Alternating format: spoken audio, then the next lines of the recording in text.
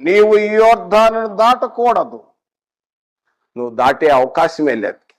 యోర్దానును దాటితే పాలు తేనె ప్రవహించే దేశం, పాలిస్తాన్ దేశం వచ్చేసింది. ఇజ్రాయెల్ దేశం, ఇజ్రాయెల్ పొందబోయే దేశం, వాళ్ళు ఆక్యుపై చేసే దేశం.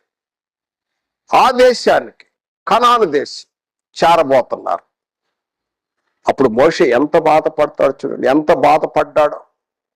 యెహోవా ఎదుటొచ్చి, అయ్యా ఏదైనా అవకాశం ఉంటే నాకు అవకాశం ఇయ్యి, నేను ఆ పాలు తేనె ప్రవహించే కనాను దేశం చూడాలని ఉంది.